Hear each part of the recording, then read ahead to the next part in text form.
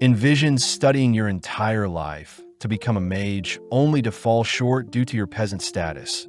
But having been slain and reincarnated, you're given the title of the seventh prince in a prestigious royal family. Now, with all the time and resources in the world, you can put your previous lives' knowledge to the test and let your imagination run wild in this new magical world. The series starts with our MC, kicked to the ground and mocked by noble mages, scoffing at our MC's commoner status. Giving our MC a chance. A soul mage steps up, offering our MC a chance to strike them down, but sadly our MC can only muster up a small ball of magic. Our MC recounts how magic is solely defined by which lineage one is born into, and no matter how hard someone works, they can never surpass those born into the correct family. The mage begins casting a spell of their own, instantly incinerating our MC. But our MC can't help but feel joy finally getting to experience what top-tier magic feels like. As a final wish, our MC wishes to be given more time to learn magic. But as his body finally disperses, our MC wakes up in front of several maids, all adoring him. Quickly preparing a spell to defend himself, our MC blasts a massive hole in the castle he's in, all whilst the townsfolk celebrate the birth of the seventh prince of the Saloon Kingdom. Hence our MC's new name is Lloyd. Several years later, the maids of the castle look everywhere for Lloyd, but Lloyd is clearly avoiding any attention, running into several guards only to ask them to keep his current location a secret. As Lloyd runs off, the guards wonder if they should grow closer to Lloyd, remembering how Lloyd is the seventh born in their family, so Lloyd most likely won't inherit the throne. Apparently, shortly after Lloyd was born, he immediately began speaking, reading spell books, and even refusing breast milk, leading many to believe Lloyd was the reincarnation of William Bordeaux himself, the father of sorcery. Following Lloyd, he admits that he is unsure why he can remember his past life. But slipping past the maids, Lloyd makes it to the castle's library filled with hundreds of books. As Lloyd prepares to tuck into some books, Sylpha appears, heading outside only to begin training Lloyd with wooden swords. Taking a quick break, Lloyd wonders why he still needs to train his swordplay, but Sylpha states that it is proper etiquette for any noble to wield a sword, something Lloyd already knew having been with Sylpha for 3 years. Wanting to get the training over with, Lloyd and Sylpha take a stance, both dashing towards each other only to parry each other's slashes. Impressed that Lloyd has improved so much, Lloyd knows Sylpha is still holding back, barely able to keep up as Lloyd has been secretly casting a copy spell to mimic Sylpha's swordplay. Even still, due to Lloyd's smaller body and build, Sylpha begins driving Lloyd into a corner, pushing him back. Assessing the situation, Lloyd tests out another skill to compensate for his childlike body, suddenly increasing his strength along with levitating his body. Now able to completely match Sylpha's slashes and movement, Lloyd forces Sylpha to take things more seriously. But when Lloyd attempts to weave in a sneak attack, Sylpha catches Lloyd off guard. Having already known Lloyd was using magic, Sylpha trips Lloyd, only to disarm and smack him on the head, revealing Lloyd's levitation magic. On top of things, Sylpha points out that Lloyd's sword had been extended to give him better reach. But Sylpha can't help but be amazed that Lloyd was able to cast 2 spells at once, something court mages struggle to do. As Sylpha hugs Lloyd tight, Lloyd feels lucky that Sylpha didn't recognize his physical enhancement spell nor his copy spell, meaning Lloyd was actually casting 4 spells at once. That evening, Sylpha drags Lloyd with her to take a bath in the girls' bathing area, catching the attention of other maids as they tell Lloyd about a powerful demon sealed away in a book by the name of Grimoire, capable of wiping out their whole town. Sylpha adds that the grimoire is hidden in an underground library, but suddenly the girls find it adorable Lloyd is acting strange, all fighting over whose bed Lloyd will be sleeping in tonight. Sneaking off, Lloyd grows intrigued by this hidden library, sneaking around at night with a concealment spell. Easily sneaking past the guards in front of the forbidden library, Lloyd manages to break the powerful seal keeping people out, amazed to see the vast library still standing. Taking a look around, Lloyd begins reading some books, suddenly spotting books in particular begin to float around him. Unveiling its dragon head, the book introduces itself as Grimoire, asking Lloyd to unseal it. Knowing Grimoire is the monster Sylpha spoke about, Lloyd grows skeptical seeing Grimoire offer Lloyd some gold. Inspecting the gold, Lloyd says he knows Grimoire used creation magic along with some dust to make the gold, shocking Grimoire. Hearing that Lloyd plans on strengthening the seal on the demon, Grimoire gets terrified, stating that he has calmed down and no longer wants to wipe out the world, but Lloyd isn't buying it. Desperate, the demon offers to teach Lloyd some ancient magic, but that finally gets Lloyd to listen. Yearning to learn more, Lloyd instantly dispels Grimoire's current seal, surprising the demon as he fires off a devastating ancient spell at Lloyd, shredding the surrounding library. As the smoke clears, the demon is horrified to see Lloyd has erected a perfect barrier, a spell that consumes and nullifies Grimoire's volley of ancient spells. Getting hot and steamy, Lloyd reaches out to the remaining residue of ancient magic around his barrier, allowing the magic to tear away at his finger as Lloyd begs Grimoire to show him more. Pissed, Grimoire duplicates his head, beginning to cast a dual spell, but once again Lloyd's barrier perfectly blocks it. Inspecting the spell, Lloyd knows that such a spell can only be cast by demons with two mouths, but it's simply an advanced version of the same spell from earlier. Terrified at Lloyd's capabilities, Grimoire attempts to flee, but Lloyd has preemptively constructed barriers to keep anything else from being destroyed. Trapping the demon in one of his barriers, Lloyd lets loose a fire spell of his own, burning up the demon all whilst trapped in one of Lloyd's barriers. After a while, Lloyd realizes that Grimoire is still alive, asking Grimoire to wait as Lloyd reverts all the damage done to the library. Amazed by Lloyd's amazing feats, Grimoire decides to call Lloyd Master, but Lloyd is more curious as to why demons can't be slain with magic. Seeing as he is no match, Grimoire offers to be Lloyd's familiar, only to transform into a cuter form. Offering to sit inside Lloyd's pocket, Grimoire takes the chance to dive into Lloyd's mind, mortified by the dense mana a mere child has. Knowing that he stands no chance, Grimoire asks to be called Grim, choosing to obey Lloyd's every command for now. Several days later, a blonde boy suits up like normal, heading through the mansion only to enter the library. As Grim hides, Lloyd greets his big brother Albert, both heading outside to see Albert training. Casting a small spell, Albert knocks down his target flawlessly, something Lloyd expected since Albert is the second prince, both smart and physically capable. Seeing as Albert wants Lloyd to show off what he's got, Lloyd gladly obliges, but not wanting to draw too much attention, Lloyd states he'll only graze the targets. Firing off multiple spells, Lloyd successfully tricks the onlookers into believing Lloyd isn't as competent as Albert, but Lloyd is more curious about adding spin to each of his magic spells. With Albert briefly glaring at Lloyd, Albert asks that Lloyd use the training area as he likes, heading elsewhere with his party. Now alone, Lloyd gets excited, wanting to mimic Grim's dual incantation with two heads. Although Grim states that only demons can cast such a dual spell, Lloyd gets an idea, absorbing Grim into his palm to act like a second mouth. Impressed that Lloyd knew of such a technique, Grim and Lloyd begin chanting simultaneous spells, but Grim instantly gets freaked out not recognizing the spell Lloyd is chanting. Pausing, Grim demands to know what spell Lloyd is casting. Shocked to hear Lloyd was trying a spell stack, purposely mixing multiple spells to have them cast simultaneously.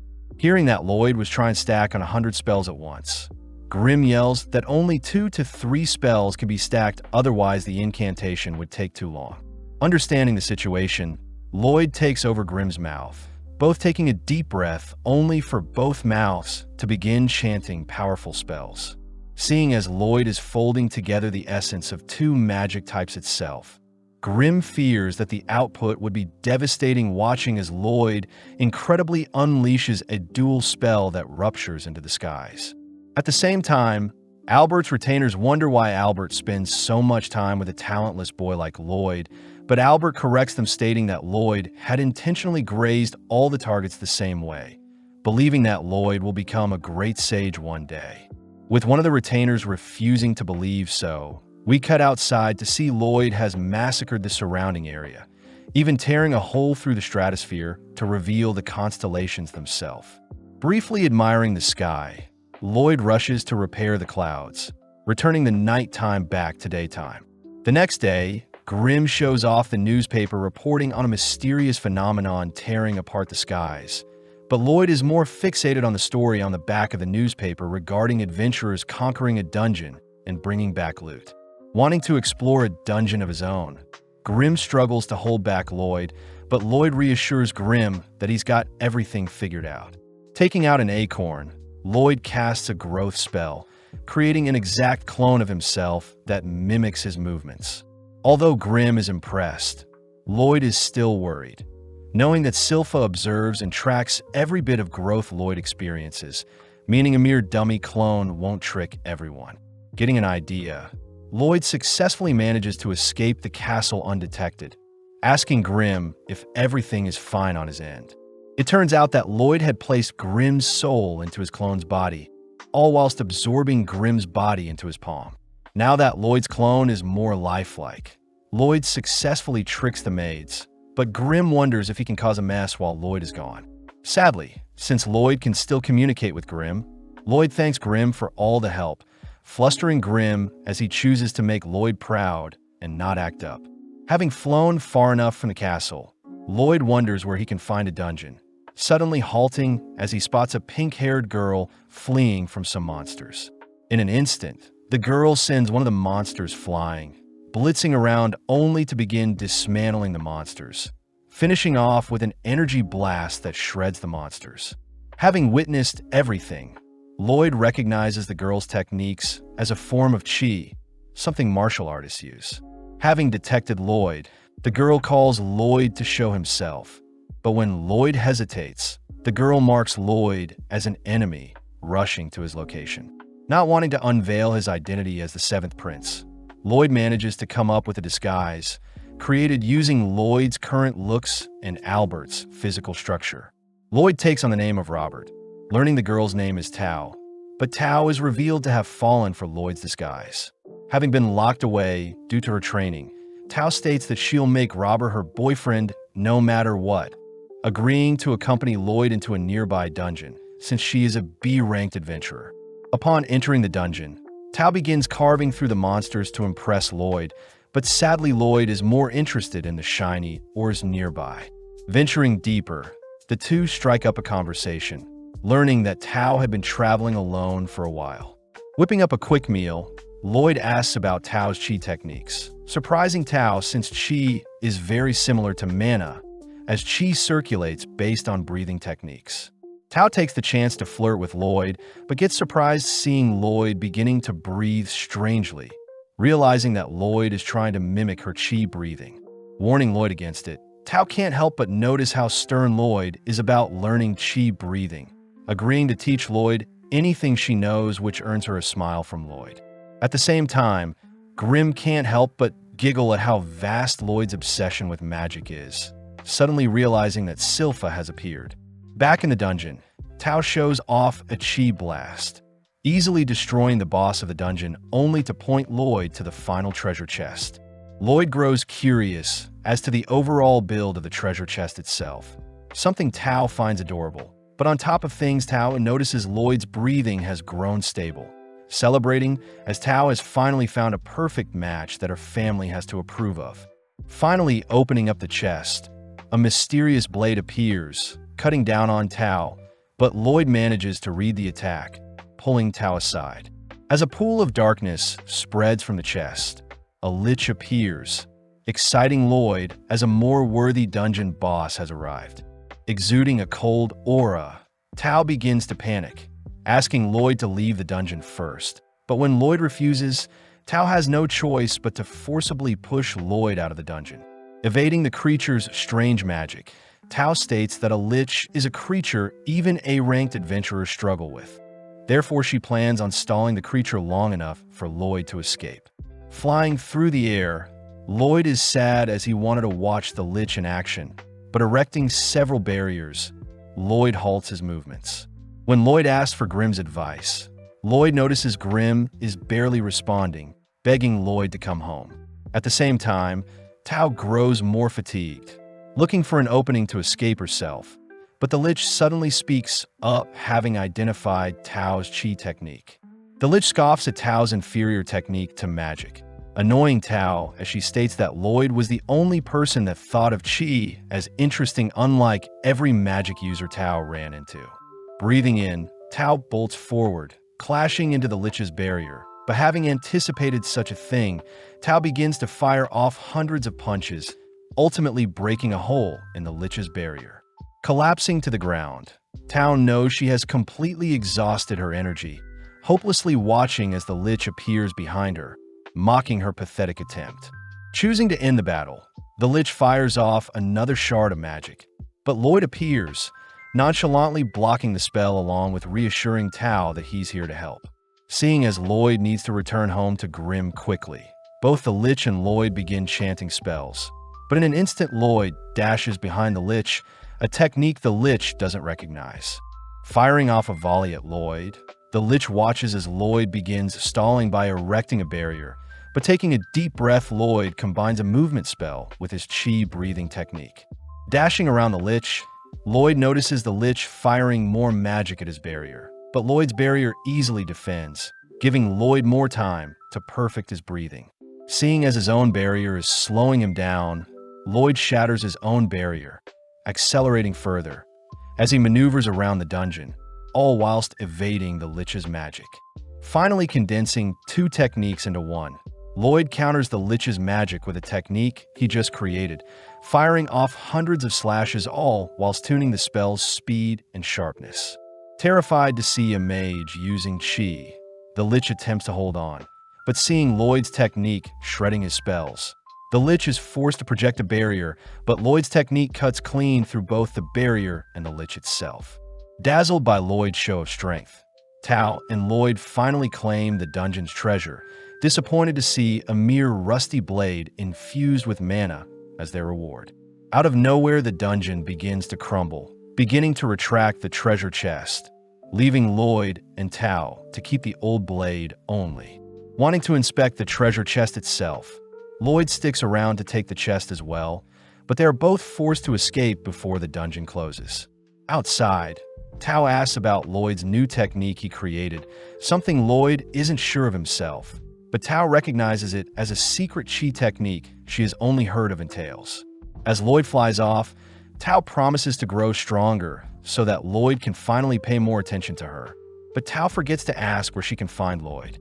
Flying through different regions, Lloyd finally returns home, spotting his clone all beat up. Grim reveals that Silpha had asked for a sparring match like usual, but grew disappointed seeing how weak Lloyd's clone had gotten, beating his clone senselessly. Showing off the dungeon's knife to Grim, Lloyd douses the knife with hot water, only to scrape off a layer of mana essence.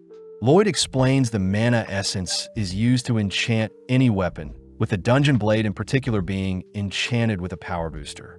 Placing the mana essence into a flask with water, Lloyd shakes up the flask, only to cast a purification spell in order to extract the ingredients of the mana essence. Revealed to be a mixture of oil, silver, and hematite, Grim recognizes the ingredients as materials from a monster core, giving Lloyd the idea to create more essence since he had retrieved the dungeon's core in the form of the treasure chest. Needing silver, Lloyd rushes to ask his father, King Charles, for a bag of silver coins, only to begin melting the silver down.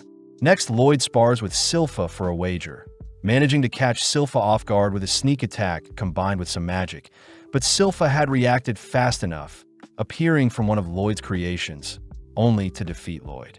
Even after losing, Silpha agrees to give Lloyd the jar of oil he had asked for, scaring Grim as Silpha was even able to defeat Lloyd with her pure swordsmanship skills alone. With all the ingredients needed, Grim and Lloyd complete the mana essence, rushing to Albert to ask for a weapon to enchant. Seeing as his adorable Lloyd is requesting something of him, Albert asks for his knights to hand over their weapons, all immediately offering Lloyd all their weapons to enchant. The knights know that enchanting weapons usually go horribly, all bidding their precious swords goodbye as they have no faith in the 10-year-old Lloyd to enchant their weapons. But having heard all of the knights mocking his master, Grim gets fired up to prove the knights wrong. As Lloyd begins layering on 2 to 3 enchantments, Lloyd unfortunately shatters the first blade, being too weak to withstand Lloyd's enchantments. Soldiering on, Lloyd works through the night, only to report to Albert that he managed to enchant 50 out of 120 swords, frightening Albert, as even the greatest enchanter has only a 10% success rate. Inspecting the blades, one of the knights refuses to believe Lloyd enchanted the blades, but when the knight goes to sheath his blade, his holster is suddenly cut into 2 by the newly enchanted sword. Spotting a glowing blade in particular, Albert is mesmerized by the enchantments, offering Lloyd to join him on a monster hunt given by their father. Heading out of town early the next day, Lloyd accompanies Albert and Silpha, all heading towards a forest via carriage. Lloyd asks where the monsters they are hunting will be, excited to hear the monsters reside near a lake, especially since Lloyd can see how strong his enchanted blades are. As Silpha admires Lloyd's adorable expressions, Albert can't help but tease Silpha for clinging on to Lloyd too much, but Albert is silent seeing Silpha draw her sword. Just then, Silpha detects creatures approaching, spotting that the monsters are all wielding steel equipment. Pumped up, the knights protecting Lloyd and Albert all rush into formations, ready to test out their new enchanted gear. All whilst Grim spots Lloyd using a chi breathing technique to detect all objects in his surroundings. Plus, Lloyd always has his barrier spell ready to protect himself. Seeing the knights engage the monster, the knights flawlessly cut through the creatures, all thanks to Lloyd's enchantments. Praising Lloyd, Albert declares that Lloyd truly is a prodigy, but they both suddenly spot a monster rushing them. Before the two can react, Tao appears, dispatching the creature. Having sensed a cute guy nearby, Tao had rushed over, crouching beside Lloyd only to realize Lloyd is using a chi breathing technique. Plus, Lloyd looks very similar to Robert. As Tao senses another monster attacking from behind, Silpha is forced to save her, demanding that Tao step away from her precious Lloyd. Stopping the girls from fighting, Albert asks Tao to accompany them, all setting up camp for the night near a lake. Thanking Tao for escorting them, Tao points out how although Albert is cute, Albert wasn't the cute guy she was detecting. Hiding from Tao, Lloyd realizes it's his chi breathing that may blow his cover, choosing to lay low and hide in his tent for the rest of the night. But Lloyd suddenly realizes that Silpha was changing in his tent. Demanding to know why Silpha is sharing a room with him, Silpha states that she is the only person that can protect Lloyd, trapping Lloyd between her thighs. Entering the tent, Tao is flustered seeing Silpha pinning Lloyd down with her body, swiftly evading a dagger thrown by Silpha. As the girls begin to bicker and argue, Lloyd manages to sneak away, but Albert teases Lloyd for attracting so many girls. Albert points out how Silpha has changed a lot ever since she started looking after Lloyd, shaking as he remembers something. But at the same time, Silpha and Tao beat up the knights watching them arguing. As Silpha puts on some clothes, Tao says she has been hired to fix up a nearby shrine, but before Tao can leave, a monster appears smashing up a portion of the campsite. As everyone prepares to engage the creature, they all recognize it to be a bear wolf, but as the knights begin attacking the creature, Grim is seen acting weird due to the broken shrine nearby. As Tao distracts the creature, she buys enough time for Albert to draw his sword, suddenly casting an infernal spell that incinerates the wolf in one shot. Surprising everyone, they all thank Lloyd for Albert's newly enchanted sword, but Grim finally remembers that the nearby shrine used to seal a powerful demon. As the smoke clears from Albert's explosion, the corpse of the wolf, along with various other monsters, suddenly appear, giving rise to Demon Pazuzu, who had been hiding in the wolf's mouth. Pissed that people are slaying its servants, Pazuzu has its monsters attack, but Albert soon realizes the monsters have insane regeneration. Lloyd asks if Grim and Pazuzu are friends, but Grim says they aren't, uttering that Pazuzu is puppeteering the monsters with its dense mana along with regenerating their wounds. Intrigued, Lloyd asks Grim to teach him the same mana transmutation technique as Pazuzu, but at the same time Pazuzu begins insulting the humans for losing slowly at the hands of his beast army. When Pazuzu begins to insult Lloyd, Silpha suddenly snaps, asking Lloyd to remain hiding. With Silpha's terrifying aura erupting, Silpha is offered a role to join Pazuzu's servants. But Silpha scoffs at the idea of serving a disgusting creature, declaring she'll slay Pazuzu. Giddy, Pazuzu reminds Silpha that the monsters will continue to heal as long as he channels mana into them. Seeing Silpha shake, Pazuzu suspects that Silpha is able to sense its vast mana pool, but Silpha instead mocks Pazuzu's stinky breath. Annoyed, Pazuzu rushes Silpha with his wolf servant. But in an instant, Silpha severs the wolf's legs before it could do any harm. As Pazuzu begins to regenerate the wolf's legs, Albert and the others realize the monsters have stopped moving entirely, reasoning that Pazuzu can't control the creatures whilst it's prioritizing healing itself. Off to the side, Grim points out that transmuting mana is quite difficult since the mana needs to be correctly tuned to fit the intended target. Surprisingly, Lloyd manages to transmute a flower with his mana, even matching the color and scent of the flower. Out of nowhere, Silpha slams Pazuzu and his servant to the ground, picking up one of Lloyd's enchanted swords, admiring how finely enchanted the blade is, only to prepare to finish off the demon. Pazuzu is weirded out by how Silpha is acting, beginning to encircle Silpha, all whilst choosing to insult Lloyd in order to get Silpha to drop her guard. Seeing an opening, Pazuzu manages to clamp on his Silpha with his wolf servant. But Silpha has used the opportunity to get close to the demon, revealing her dual sword techniques that shreds the bear wolf along with Pazuzu's body from the inside. Continuing to hack away at the demon, Silpha begins ramping up her speed to ensure Pazuzu is defeated. But Lloyd takes the chance to memorize Silpha's body shape with his new transmutation skill, all whilst Silpha coldly marches towards the demon, preparing to take its life. Glaring at the demon on its knees, Silpha watches as Albert and the others take down the remaining beasts, all staying vigilant until Silpha slays Pazuzu. Out of nowhere, a potent smog fills the air, bringing all the humans to their knees as Pazuzu seems to have evolved. Pazuzu states that he had escaped his 100-year seal finally, annoyed that all his hard work nurturing his servants have all gone to waste. With a single slap, Pazuzu knocks Silpha back, all whilst Albert helplessly watches. As Silpha struggles to breathe, Pazuzu flies in for the final blow, but Tao intercepts the attack, revealed to be unaffected by the smog. Seeing Silpha finally collapsing due to Pazuzu's smog, Tao stays alert, barely able to detect Pazuzu appear behind her. As Tao throws out a kick, she ends up getting snatched up from the feet and punched, but Pazuzu wonders why Tao is unaffected by his smog.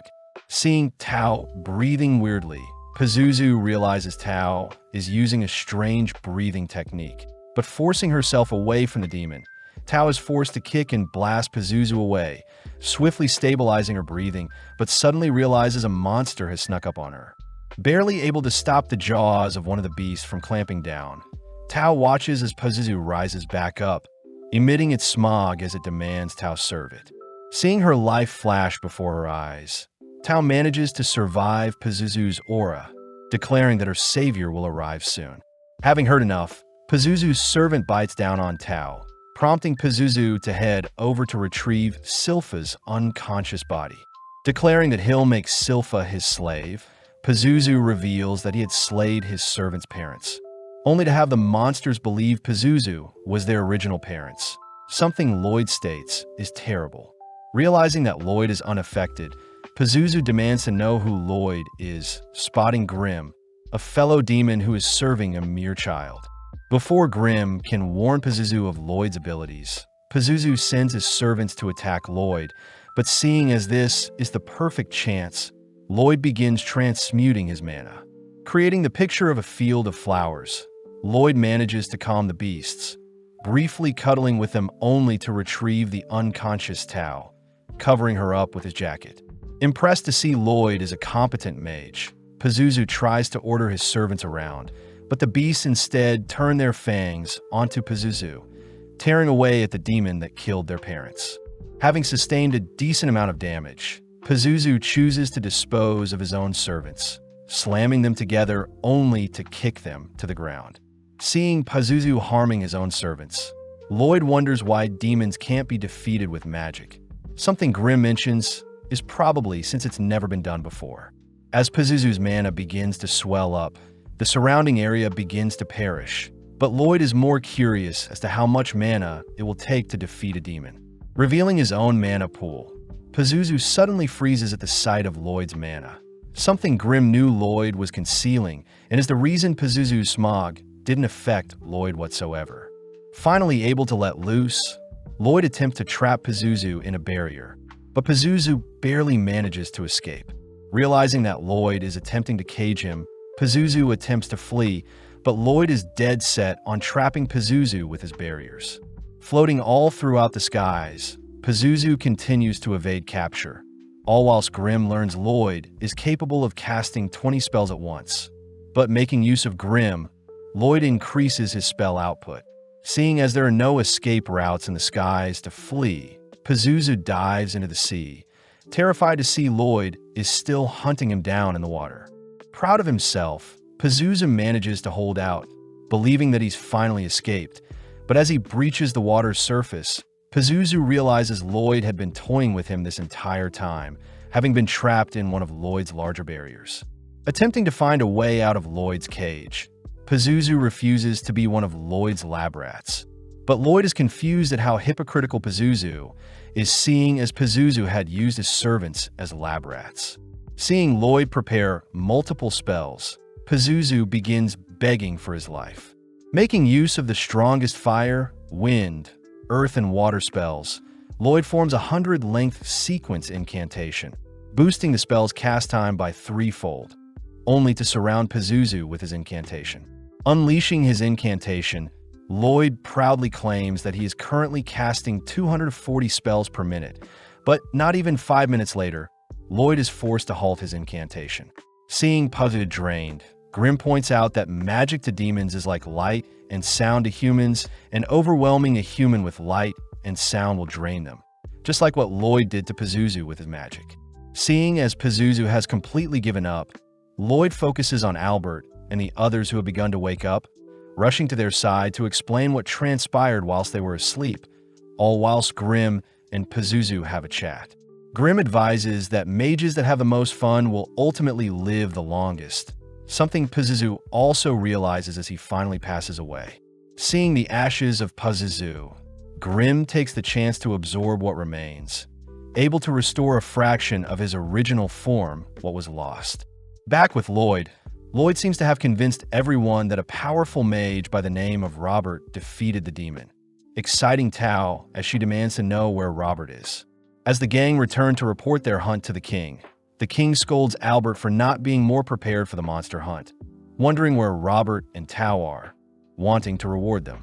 Sadly, Albert reveals that Robert was never seen by anyone. As for Tao, she ran off in search of Robert. Changing topics, Albert asks for his father to consider Lloyd as a possible candidate for the throne, stating that Lloyd's genius with enchantments may prove fruitful for a ruler. Impressed to hear his seventh son is so gifted, the king asks if Lloyd would join his brothers to fight for the throne, but Lloyd flat out rejects the offer. Later that day, Lloyd is seen playing with a fluffy bearwolf, having followed Lloyd home from the forest. Grimm begins to get jealous seeing how much Lloyd is admiring his new pet, choosing to fluff himself up to get Lloyd's attention. Seeing as Silpha is approaching, Lloyd quickly stuffs Grimm inside the bearwolf's fur, only to tell Silpha that his new pet will be called Shiro. As Silpha and Lloyd brainstorm tricks they can teach to Shiro, Albert and the king both chat about Lloyd's future, both expecting great things from Lloyd. Getting to work, Lloyd manages to teach Shiro basic tricks, but wonders how he should train Shiro to execute more tougher actions. Having tried to infuse his mana with more specific commands, Shiro unfortunately isn't able to understand Lloyd's complex task, prompting Lloyd and Silpha to wonder if there is a monster expert that can help. With them both suddenly remembering Princess Elise, they all head over to her garden tower. Grimm learns that Elise is the 6th princess of Saloon, being Lloyd's older sister by 3 years. Out of nowhere, Elise pounces on Lloyd, wrestling him only to give him a greeting smooch. Seeing Lloyd knocked out, Eris, Elise' maid, reprimands Elise for going too far with Lloyd. Turning to see Shiro, Elise can't help but cuddle with the adorable creature, but seeing this, Lloyd asks if Elise can show off one of her own monsters. Out of nowhere, a lesser Fenrir appears, snatching away Sylpha's headband. Lloyd is shocked, seeing as the monster slipped past his detection. Lloyd is intrigued as to what command Elise gave to the Fenrir in order to have it time its approach. Asking for Elise to teach him all she knows, Elise gladly obliges, revealing that a deep bond with any animal will involve lots of love. Demonstrating her powers, Elise calls for the animals to surround her, stating that love is a technique anyone can learn. With Elise sending her animals to tease Sylpha and Eris, they all suddenly spot Lloyd is calmly taming some animals of his own. Having not considered using love before, Lloyd begins to think of how he should love Shiro. All while Sylpha dreams of the day, Lloyd shows affection for her. Reconstructing Elise's taming technique, Lloyd notices that Elise had channeled mana into her animals via her head, allowing her to communicate with nothing but thoughts. Trying it out, Lloyd manages to establish a connection with Shiro, having him run circles only to leap into the air. Happy to see it worked, Lloyd and Shiro cuddle for a bit, all whilst Eris praises Lloyd for replicating a monster tamer's technique. Elise cries that love is the most important factor for taming monsters, something Lloyd doesn't disagree with, especially since the tamer must get to know the monster they want to tame first. Seeing Lloyd adorably explain love, Eris, Sylpha, and Elise all adore Lloyd, rushing to his side only to begin loving him. As Lloyd begins heading back, Sylpha says they'll be sparring again today, but out of nowhere Albert appears, asking to borrow Lloyd for a bit. Albert calls for Lloyd's older brother Dien, the fourth prince, to show himself. Heading to a small smeltery, Dien demands to see Lloyd enchant a blade for himself. But Albert defuses the situation by revealing that Dien always wanted to be a blacksmith, even traveling to the nation of Bartram to learn smithing when he was 10. Sitting down, Dien watches as Lloyd begins enchanting a sword, refusing to believe Lloyd has learnt so much at such a young age. But when Lloyd finishes up his enchantment, Dien can't help but tremble seeing how magnificent Lloyd's enchantments are. Getting excited, Dien states that Lloyd can help Dien achieve his dream of creating the ultimate spellbound sword, a weapon that has enchantments built into it and layered onto it. Dien reveals that he was never capable of casting magic like most mages. Therefore, Dien wants even normal humans to wield magic when they swing a spellbound sword around. Only interested in the production process of a sword, Lloyd agrees to help Dien out, both getting to work as Dien sets the goal of creating a sword that can shoot fire. First, Dien heats up a piece of steel, asking Lloyd to first layer on a fraction of the fire incantation, but the steel immediately shatters. As Lloyd attempts a weaker enchantment, Dien can't help but notice Sylpha and Shiro interested, having Sylpha help out with hammering the steel, but sadly Lloyd's powerful enchantments are still too strong for the piece of steel.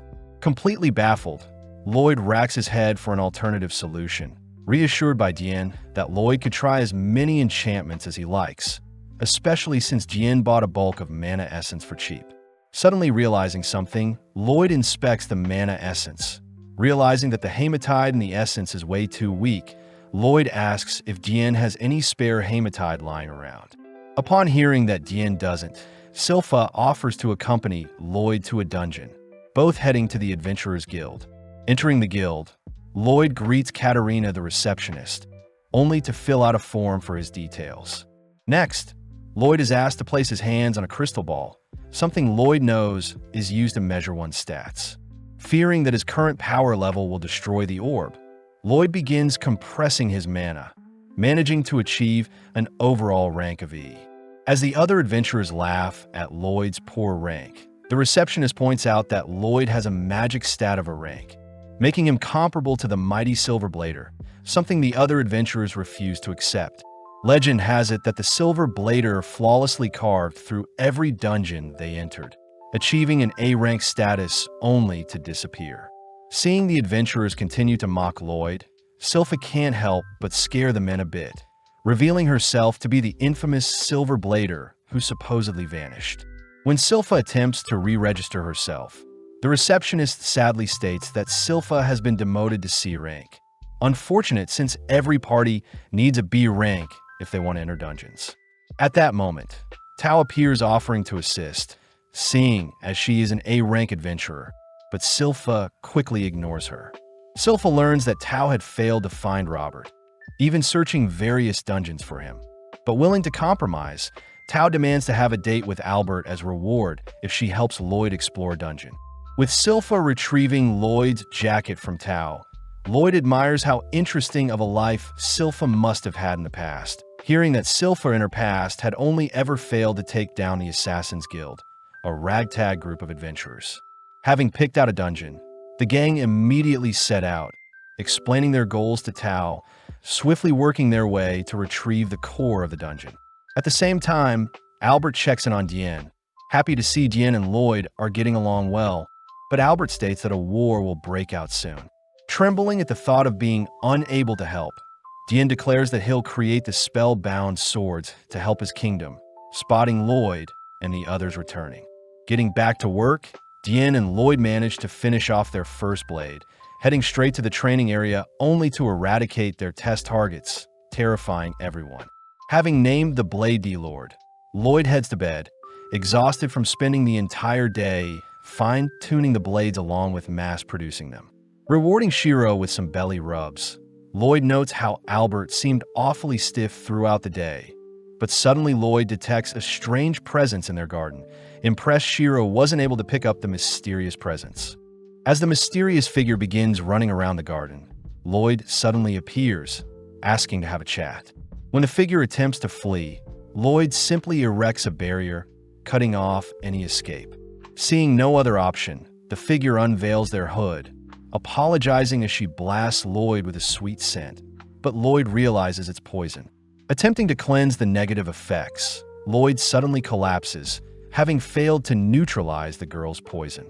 Lloyd deduces that the girl is using a new type of toxin, hearing stories about those with strange abilities, people known as the Blighted. The girl confirms herself to be the Poison Blighted, Run the Poison Moth. Heading over to Lloyd's barrier, Rin instantly shatters it with a kick, having weakened it with her poison. Rin reassures Lloyd he won't pass away, warning Lloyd of the side effects he may experience in the next few days. Just like that, Rin disappears, allowing Lloyd to finally rest a bit. Having seen everything, Grim learns that Lloyd is actually canceling out Rin's poison with a breathing technique, wondering why Lloyd didn't just capture her. Lloyd reveals that he plans on tailing Run to her hideout, recognizing Run as one of the 6 Assassin Guild members. Lloyd gets excited, wondering what the other members' special abilities are, praising Rin for concealing her presence so well, but Lloyd has already figured out their trick. As Lloyd rushes off, Silpha and Shiro barely miss Lloyd, cutting over to the assassin members as they berate Rin for getting caught so easily. Rin states that she has discovered that the royals are mass-producing spellbound swords, a sign that there is a war coming. When Rin tries to make suggestions, the assassin members cut Rin off, reminding Rin that their leader Jade is already gone. Just then, the members detect someone watching them, forcing Lloyd to reveal himself as the members mention how they've heard great things about the 7th Prince. Seeing as Lloyd has discovered them, they have no choice but to take Lloyd out, but Lloyd is excited to see what the enemy has in store, releasing his barrier. Taking a fighting stance that mimics Tao's, Lloyd draws in a green headman, able to defend against most of his strikes, but suddenly spots one of the man's punches wrap around his arm. Introducing himself as the warp-blighted Babylon the Giant Rat.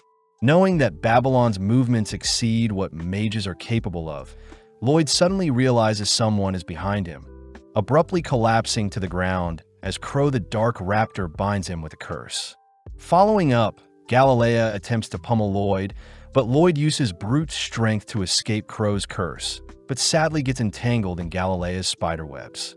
With no choice, Lloyd ditches his clothes, ecstatic to have run into a user with curse speech along with people able to transmute their mana. Sensing another attacker, Lloyd begins evading several slashes from Talia, intrigued to see Talia impale her own leg, only to feel the pain in his legs as well. Introducing herself as the Pain Blighted, Talia gets weirded out seeing how happy Lloyd is, watching as Lloyd analyzes and reverses Talia's wound both on Talia and himself.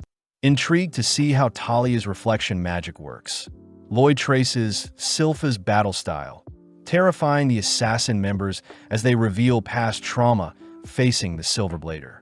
With Lloyd's aura erupting, the assassin members all scramble from their positions, but Babylon is Lloyd's first target.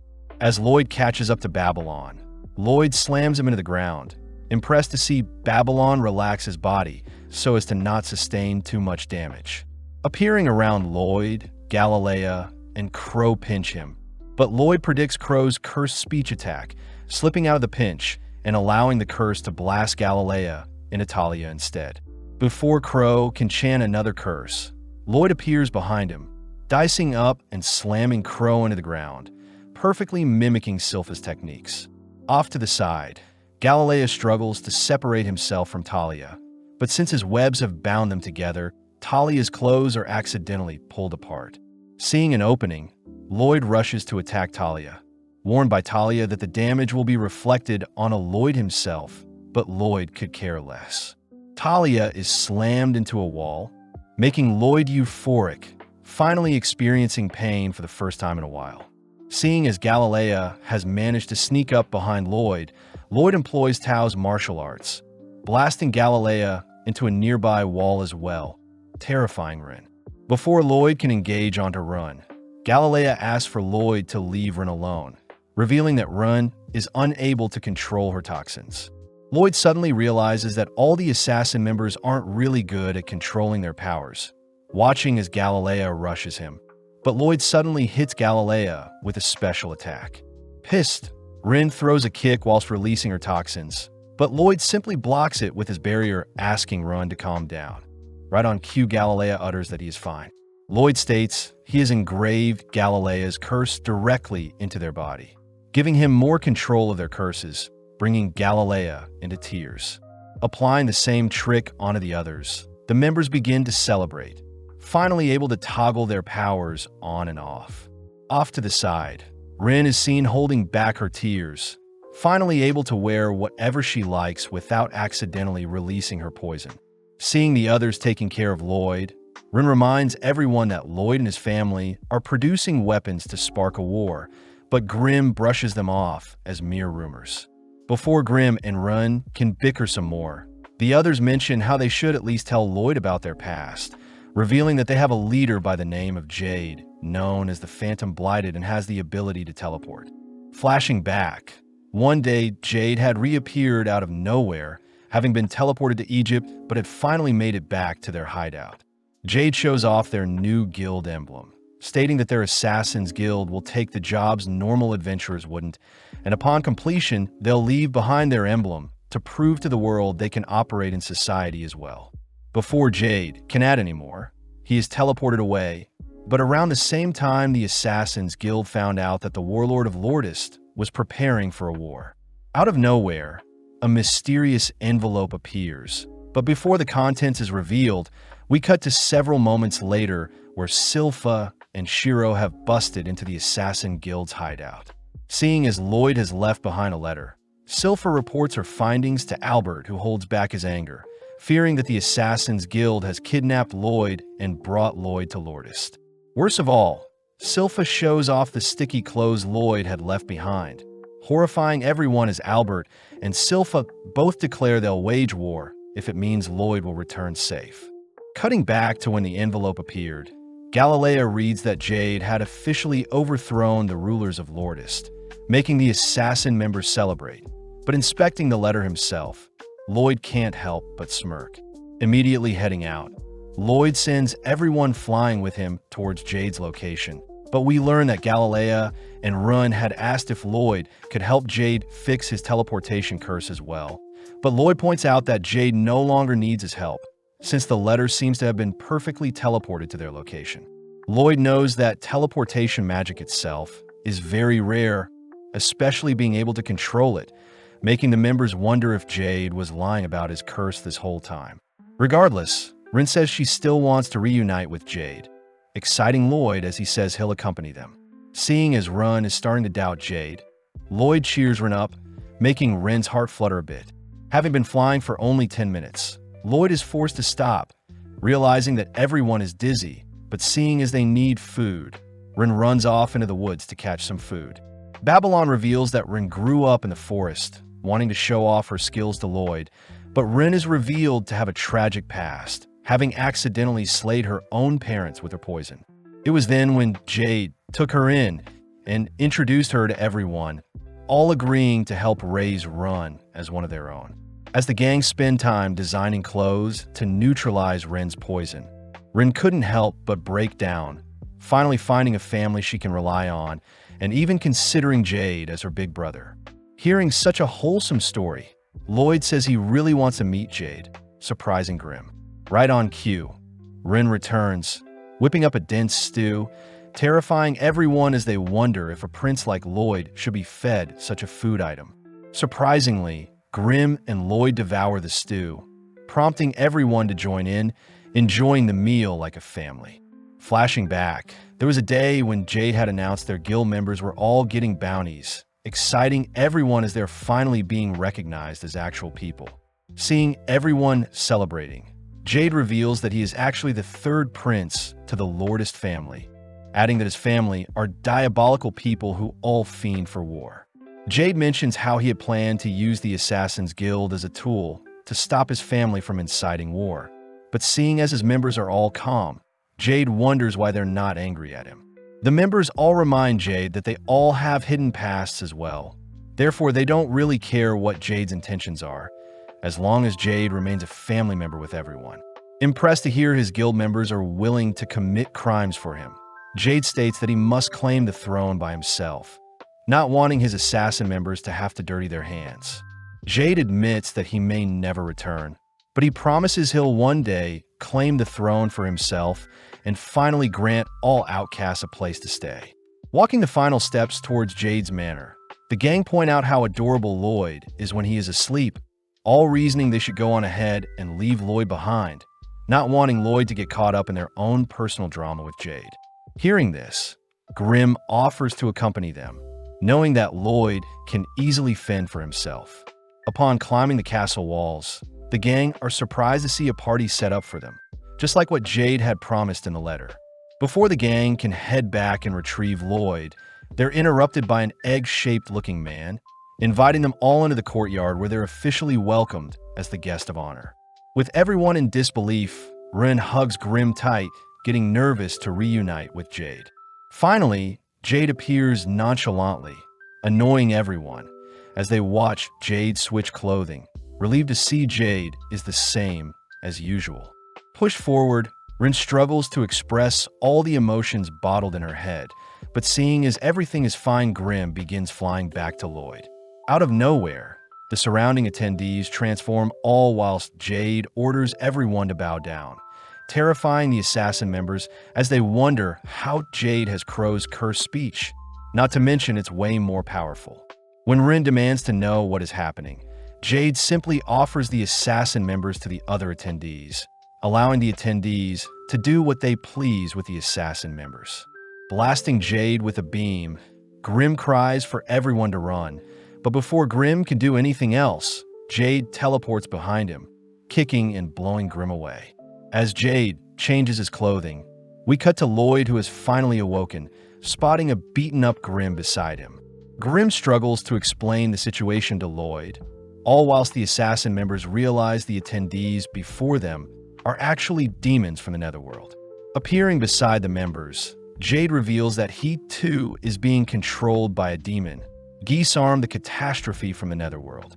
Geesarm reveals that Jade is no longer alive, having struggled to hold on, but eventually Jade was forced to relinquish his body. Hearing all of this, the assassin members get pissed, preparing to unleash on a Geesarm. But Geesarm continues to reveal all the torture methods he performed on Jade in order to ensure Jade's mind would never recover. As the demons begin begging for a body of their own to inhabit, Gisarm warns his minions that Ren's body is quite poisonous, but Gisarm suddenly notices a strange marking on Ren's body. Unable to recognize the spell from Jade's memories alone, Gisarm uses his cursed speech, demanding Ren explain where she got the marking, but Ren bites her tongue to silence herself. With Gisarm cursing Ren to sell out the person that placed the spell on her, Ren fights for dear life, suddenly watching as Lloyd's barriers surround all the assassin members, only for an incineration ray to light up the surroundings. With the ray tearing a massive hole in the castle's courtyard, the assassin members look into the skies, only to spot Lloyd triumphantly appear to even out the playing field. Having scared the demons back into their bodies, Lloyd checks on the others, only to choose to heal Ren's tongue. Lloyd starts by ordering the assassin members to run, knowing that Gisarm is solely after their bodies. As the demons wonder if their master had been killed, Gisarm nonchalantly teleports behind them, ordering his minions to chase after the assassin members. But Lloyd simply blasts the demons to stall them. As two demons appear beside Lloyd, Lloyd continues to monitor Gisarm's every move, watching as Gisarm speaks a death curse that weaves through Lloyd's barrier. Seeing as it's best to dodge, Lloyd analyzes the curse, noting how the curse causes cardiac arrest and slays the target struck by the curse. Grimm advises Lloyd to flee, seeing as Gisarm's curse speech is a form of transmuted mana, a complete counter to Lloyd's mana barrier, as the mana barrier can only block spells created from mana. But seeing as transmuted mana is a different form, Lloyd's barrier won't be able to block Gisarm's attacks. Grimm also points out Gisarm's mana is quite vast, being a completely ascended being, explaining that demon servants are ranked 10th amongst demons. Demon Pazuzu was ranked 8th. Grimm himself is ranked 3rd, but Gisarm is a demon lord, placing himself above rank 1 and considered the pinnacle of all demon kind, being able to take on even 100 rank 1 demons alone. Seeing as Gisarm is the real deal, Grimm advises Lloyd to flee, but Lloyd chooses to introduce himself to Gisarm. Gisarm remembers Jade's memories had once mentioned Lloyd the 7th Prince, but regardless, they both prepare to enjoy the oncoming battle. Grimm continues to beg Lloyd to flee, stating that any mana attack will barely scratch a behemoth like Gisarm. But making the first move, Gisarm fires off a small projectile, instantly shattering 2 layers of Lloyd's barrier. Gisarm grows excited, choosing to fire off a volley of spears that chase Lloyd throughout the castle. As he racks his brain for a solution, Gisarm suddenly appears above him, kicking Lloyd towards his volley of spears, but barely thinking quick enough, Lloyd conjures a stone golem to tank the volley of spears. At the same time, the demons finally catch up to the assassin members, all watching as Babylon scales the castle walls to open the castle gates. Back with Lloyd, Gisarm praises Lloyd for surviving the first wave, beginning to make fun of how weak blighted humans are, to have been born with such immense power but to never know how to control them. Gisarm mentions how Jade's teleportation powers called to him, wondering why blighted humans struggle to live amongst humans when they can offer up their bodies to demons who can make full use of blighted cursed bodies. Seeing as Lloyd is speechless, Gisarm warns Lloyd to prepare himself, snapping his fingers, only to teleport a spear into Lloyd's body. Knowing that Lloyd won't be able to react, Gisarm continues to skewer Lloyd with his spears, all whilst Galilea webs the bridge they're on to stall the demons. Seeing as the demons are still pursuing them, Crow curses them to fall, allowing Babylon to finally open the castle gate. But seeing as the demons have broken free from the webbing and curse, Talia steps up. Placing the demons in her sight, Talia slashes her own leg, ordering the others to leave without her. Seeing the demons regenerating, Talia simply continues to hack away at her own body, stalling the demons for the others to flee, but unable to leave his family behind. Galilea chooses to shove Crow and Ren through the gate, closing the gate behind him only to join Talia. Galilea promises to remain by Talia's side all the way to the very end, giving Talia enough courage to sacrifice her life if it means the demons will disappear as well. Seeing the demons attempting to stop her, Galilea holds them off with his web, watching as Talia cries out, imagining how much pain Jade must have gone through whilst trying to stop Gisarm from invading his mind. As Rin begs for everything to return back to normal, Talia pulls the trigger, all whilst Gisarm mocks Jade's memories of wanting to live peacefully with his friends. Turning to check on Lloyd's skewered corpse, Gisarm realizes he had attacked a stone statue instead, watching as Lloyd appears with a blade aimed at his neck. Nonchalantly teleporting away, Gisarm is amazed to see Lloyd is still standing, but gets thrown off hearing Lloyd wants to move their fight elsewhere. Right on cue, a swarm of fire arrows lay waste to the demons, rescuing Talia and Galilea. As the castle gate is shredded, Albert and the others triumphantly appear, declaring that they'll save Lloyd no matter what. Flashing back, we see Silpha training with her sword, easily carving through training dolls. Unfortunately, the blades Silpha wields bends before she can unleash her full strength, curious as to whether a demon may be able to draw out her full strength. Seeing Albert and the gang have arrived, Ren and the others grow excited, but suddenly Silpha and Albert turn their attention to the assassin members. Demanding to know where Lloyd is, Silpha states she'll decapitate an assassin member for every minute they keep silent, prompting Ren to reveal that Lloyd is fighting someone in the castle. Before Ren can explain who, Babylon reminds Ren that Lloyd wants to keep his powers a secret from his family. So Ren corrects herself, uttering that Lloyd is simply fighting with a very weak person in the castle. Seeing as it's an obvious lie, Silpha prepares to decapitate Ren, but Albert wonders if they should start with an adult first. Seeing as no one believes them, Ren cries that Lloyd is fighting to avenge Jade, one of their family members, but right then a demon rushes Ren. Luckily, Elise and her Fenrir gobbles up the demon, confirming that Ren is indeed telling the truth. Satisfied for now, Albert orders Silpha to go on ahead and support Lloyd, but Ren chooses to cling onto Silpha, refusing to allow Lloyd's true powers to be exposed. Out of nowhere, a volley of spears destroy the bridge the gang are standing on, forcing the demons to swim to land, but the gang realize the demons are trying to trap them from behind. As Albert and the gang rush through the gates, we see Lloyd and Gisarm making some small talk, only for Gisarm to continue pursuing Lloyd with his spears, all whilst Grim wonders why Lloyd is holding a sword. Seeing as Albert and the others are occupying the demons, Lloyd chooses to focus his full attention on Gisarm, all whilst Albert wonders how he can slay these demons. Since the demons are recovering all damage from the spellbound swords, Albert decides he'll have Silpha and Liru the Fenrir deal with them. But at the same time, Silpha tries to order Shiro to jump across the destroyed bridge in order to reach Lloyd. At first, Shiro is hesitant, but seeing as his master is in trouble, Shiro jumps as far as he can, ultimately falling into the water below. Before Silpha can give it a go, the egg-shaped man appears, slashing at Silpha, but Silpha easily defends with her dual blades. The demon is impressed at Silpha's sword play, choosing to reveal itself as a rank 8 demon, a master of the demon blade form. Back with Albert, he continues to barrage the demons with their fire swords, suddenly realizing a demon has snuck up behind him. Luckily, Babylon appears, instantly dislocating the demon's head, only to introduce himself to Albert.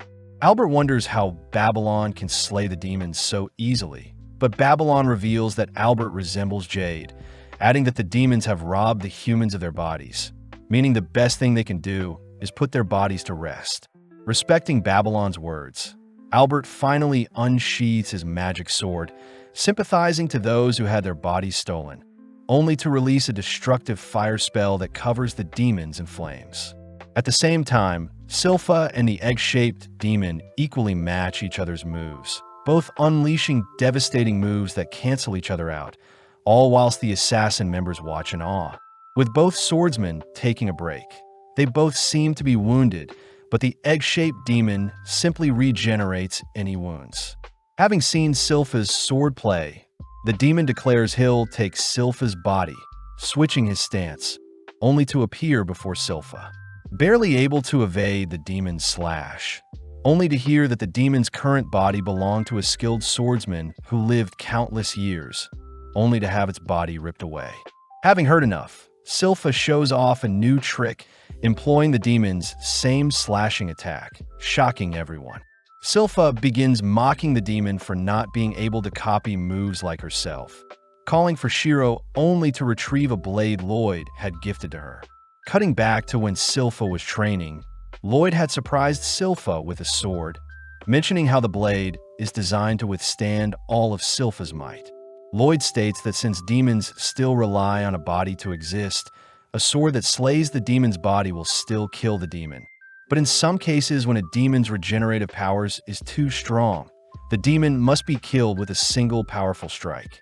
Surprised, Silpha wonders why Lloyd is giving her this sword. But Lloyd mentions how Silpha always holds back when she fights, knowing that Silpha's current swords can't withstand her full force. Embracing Lloyd, Silpha declares the sword's name to be Demon Bane, but the egg-shaped demon can't help but mock the sword's pathetic name. The demon reveals that they had planned from the very start to lure Jade along with the assassin members into giving up their bodies, pissing the assassin members off. Having heard enough, Silpha takes a battle stance, forcing the demon to match her energy, but as they both rush each other, in an instant Silpha minces up the demon, ending the duel in a split second. Flashing back, we see Gisarm speaking to Jade before he had passed, wondering why Jade was smiling as he alludes to a person Gisarm should look out for, even during his last breaths. Weirded out, Gisarm had tried scanning Jade's memories, but failed to retrieve all of them, having been locked out by Jade, but nonetheless Gisarm declares he'll first start a war. Back in the present, Silpha heads over to the body of the egg-shaped man, praying for him to rest in peace, but Silpha also watches the assassin members break down crying. Just then, a massive smoke screen appears, cutting to Lloyd, who wonders if it was the right move. Apparently, whilst Lloyd was evading Gisarm's spears, he was attempting to find a solution to deal with the spears, seeing as they move with random patterns and can easily pierce 2 layers of Lloyd's barriers. Next, Lloyd needs to account for Gisarm's cursed speech, noting how the spears can carry the curse with them. And finally, Lloyd needs to be careful of the Shadow Wolf spell, knowing that if he stays still for more than 2 seconds, Gisarm will simply teleport spears to his location and skewer him. Seeing as Gisarm intends on tiring Lloyd out, Lloyd chooses to cast a spell of his own, conjuring an Inferno Golem that attacks Gisarm, but Gisarm simply teleports to evade. With the Golem steaming up the surrounding area, Lloyd deploys his chi detection technique. Annoyed, he has to continue to monitor Gisarm's location. Reminded by Grimm that he needs to keep moving, Lloyd suddenly realizes something, wondering why he wasn't skewered just now. Thinking back to how the letter appeared in their hideout and how Gisarm had lured the assassin members into his domain, Lloyd realizes Gisarm must have vision of his target before he can skewer them. Therefore, Lloyd brainstorms how he can reach Gisarm with his blade. As Gisarm walks through the mist, he suddenly spots Lloyd approaching behind, but surprisingly a swarm of Lloyds have appeared as well, unable to discern the real one. Forced to tank the stabs, Gisarm identifies Lloyd with the real sword, instantly skewering it, only to praise Lloyd for a pathetic attempt. Gisarm reminds Lloyd that he can heal all wounds in an instant and is immune to physical and magical attacks, but Gisarm can't help but get weirded out by all the clones. Realizing that the skewered Lloyd was fake, Gisarm is suddenly struck with a fire spell from behind, only for the real Lloyd to blend back in with the clones. Healing back his wounds and replacing his clothes, Gisarm admits he is unable to attack since he's unsure of who the real Lloyd is, but with no other choice, Gisarm chooses to unleash a volley of spears in every direction. Spotting a barrier appearing around Lloyd, Gisarm rushes to crush Lloyd's head, but sadly, it was another clone. Wondering what other tricks is up Lloyd's sleeve, Gisarm watches as various clones dodge and weave, all dashing towards Gisarm, exciting Gisarm as he continues to dispatch the clones. At the same time, Lloyd blends in with the crowd, purposely dropping his barrier and instead concealing his presence with an invisibility spell. It's revealed that the sword Lloyd is wielding was a blade called Spelltaker, a blade that can convert absorbed spells into mana or allows the holder of the sword to analyze spells. Barely creeping past Gisarm, Lloyd manages to slash and analyze Jade's teleportation magic, suddenly falling into the mind that once belonged to Jade, only to realize what Jade had been hiding from Gisarm all along. Dismantling his own clones, Lloyd reveals himself, surprising Gisarm as he eggs Lloyd on. Seeing Lloyd not moving, Gisarm tries taunting Lloyd, but Lloyd refuses to budge. Lloyd explains that demons are born powerful, therefore they'll never get to experience what humans go through, something Gisarm brushes off as Lloyd's boring rambling. Having heard enough, Gisarm teleports in for a killing blow, but Lloyd surprisingly is able to intercept the strike and counter with a punch of his own. Terrified at what Lloyd just pulled off, Lloyd explains he had used chi to conceal his intentions. Plus, Lloyd had predicted where Gisarm was teleporting to. Having confirmed Gisarm's techniques are similar to Crow and Grimm's techniques, Lloyd orders Gisarm to get up. Lloyd takes the chance to ask if Gisarm remembers Jade's last words, infuriated when Lloyd utters that Gisarm will lose. Teleporting towards Lloyd, Lloyd manages to predict Gisarm's movements, intercepting and pummeling Gisarm with various attacks. Continuing to cut off Gisarm's movements, Lloyd manages to blast Gisarm with a double-casted spell, sending Gisarm back into the pit of magma created by Lloyd's initial death ray. Knowing that his body won't recover from magma, Gisarm desperately teleports away, but Lloyd is already there to intercept. Lloyd begins remembering back on the times he spent learning magic, reminiscing on kind, scary, and fun people he met along the way. Seeing Gisarm speechless, Lloyd orders that Gisarm try something new, but seeing as Lloyd wants to see his full power, Gisarm reveals his trump card. Gathering all the mana in the surrounding area, Gisarm reveals his mortal dark sphere, encouraging Lloyd to attempt to block it. As Gisarm releases the catastrophic spell onto Lloyd, Lloyd nonchalantly erases it with a wave of his palm, revealing that the spatial class spell, Void, is a similar variation of Gisarm's trump card. When Lloyd had first learned of such a spell, he had experimented with the Void spell in different ways. One way included colliding two voids together, a phenomena that causes both colliding voids to cancel out. Hearing all of this, Gisarm refuses to accept a mere child is capable of demonic-level magic, blinking behind Lloyd only to grab a hold of him. In that moment, Lloyd gives Gisarm a taste of his true mana, mortifying Gisarm and Grimm as they stare off into Lloyd's limitless mana pool. Retaliating with void spells of his own, Lloyd fires them off to hunt down Gisarm, all while Shiro, Liru, and Silpha begin dismantling the remaining demons. Silpha notices that the demons are moving slower than usual, suddenly spotting Rin infecting the demons with her poison. As Albert struggles to see past the mist, he wonders why the sun hasn't risen yet, cutting to Gisarm, who is being absorbed by Lloyd's void spell.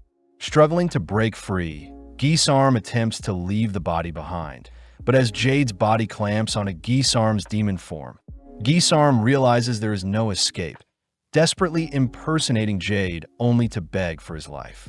Disgusted by Gisarm's pathetic pleas, Lloyd conjures another void to pinch and crush Gisarm, all hearing Gisarm's frustrated cries for help. As Gisarm's presence is completely erased between the two voids that decimate each other, the dark clouds disperse to reveal the long-awaited sunrise, but Lloyd catches a glimpse of what remains from Jade.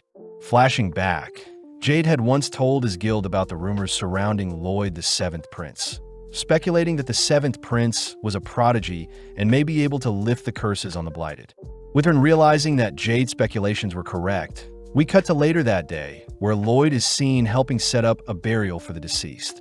Grimm is curious as to how Lloyd ended up predicting Gisarm's movements, but Lloyd states that after analyzing Jade's teleportation, it was quite easy to calculate an endpoint for each teleportation. Grimm is amazed Lloyd won the battle so easily, but Lloyd reveals that Gisarm wasn't to be toyed with, as it was ultimately Jade who had deciphered the teleportation spell before he passed, explaining why Jade had warned Gisarm along with the reason why he was smiling before he had passed. All Jade had to do after was to simply wait for the day someone would dive into his memories and make use of the spell's weakness to finish Gisarm. With Rin secretly listening in to Lloyd and Grimm's conversation, she prepares to thank Lloyd for all he's done, but Albert suddenly appears. Approaching Lloyd, Albert asks if Jade was behind everything, having heard that Lloyd was simply dragged along with the assassin members. Before Lloyd can confirm such a thing, Albert states that the assassin members have been restrained, since they are still criminals who had kidnapped Lloyd, but Albert does utter that their punishment for such a crime will be to serve Lloyd for the rest of their lives. Raising his sword to Lloyd's neck, Albert reminds Lloyd that the assassin members are now an extension of Lloyd and also their family of Saloon. Albert demands to know if Lloyd understands the brevity of such a responsibility, surprising everyone when Lloyd utters he'll uphold their family name to ensure his new retainers are well-trained. Satisfied, Albert kneels down, reassuring Lloyd it's okay to ask for help when he needs it. Seeing as everything is settled, Albert takes the chance to give Lloyd a big hug, all whilst Tao arrives, having heard that Lloyd was in trouble. Realizing that she was too late, Tao begins to leave, all whilst Albert chases after her to thank her for fighting off Pazu. With the assassin members being set free, everyone sits down for a tea party. But seeing everyone so stiff, Albert breaks the tension by allowing the assassin members to send Jade off with their own type of celebration. Finally letting loose, both Crow and Tao mourn at the passing of Jade, all whilst Talia attempts to seduce Albert. Brushing off Talia's advance, Albert demands to know all the details behind Lloyd's sticky clothing, all whilst the girls enjoy a refreshing bath. Rin takes the chance to ask Silpha if she can serve Lloyd as well, but Silpha calls for Lloyd to appear, flustering Rin as Lloyd nonchalantly allows it. Hearing Rin continue to doubt herself, Lloyd advises that Rin change her attitude first, reassuring Rin that she'll be accepted no matter who she was in the past, bringing Rin to tears. The season ends with Rin starting her first day as Lloyd's new maid, helping Silpha dress up Lloyd, only for Lloyd to report his adventures to the king, spending the remainder of his free time studying up on some more magic. Continuing from the previous season, we follow Rin entering Lloyd's room to tell him about breakfast. But as Rin greets Shiro and Grim, she is suddenly frightened hearing Lloyd's voice. Lloyd announces that he had perfected the mana block Rin used to conceal her presence, a feat that makes Rin speechless, but she suddenly apologizes, seeing as she was too casual with Lloyd. Lloyd says it's been a couple of days since Rin has been a maid, hearing that she is still struggling with the basic manners and chores she must perform, but regardless, Rin promises to serve Lloyd well. Lloyd says Rin can speak to him casually when they're alone, but Silpha appears, declaring that Rin must not address Lloyd casually no matter what. Lloyd is happy to see Rin is fitting in quite well, but as we cut to later that day, we see that the Lordist Kingdom is undergoing repairs. Lloyd is seen testing out the spring web floors Galilea had installed, all still shocked that Galilea had been elected governor of Lordist Island. But Lloyd reveals he had personally recommended Galilea. Lloyd wants Galilea to make the island a safe haven for those that are blighted, something Galilea promises he'll do in order to carry on Jade's legacy. But the gang wonder if they could create a barrier to protect their island.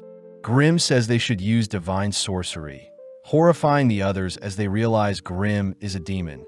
But Grim continues by stating that divine sorcery is special magic given to wielders by God and primarily deals with evil beings. Crow and Talia are skeptical of God's existence, but Grim asks that Lloyd elevate his magic with divine sorcery. But Lloyd hints at some conflict he has with the church in the past.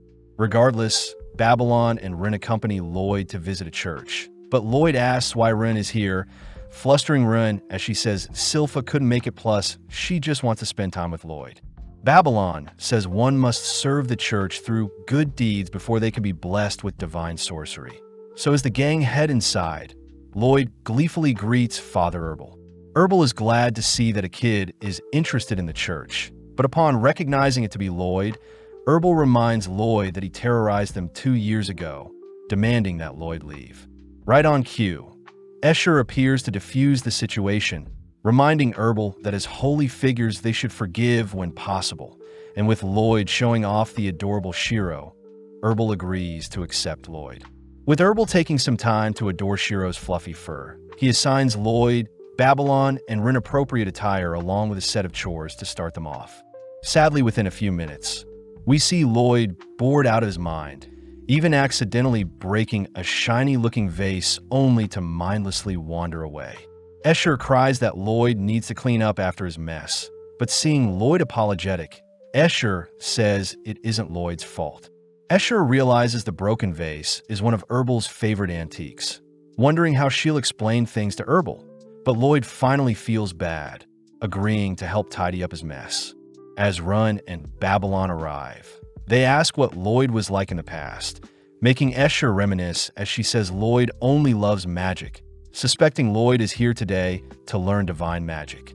Apparently 2 years ago, Lloyd would break things as well, having zoned out when doing mundane tasks, and Escher would never scold him seeing how adorable he was.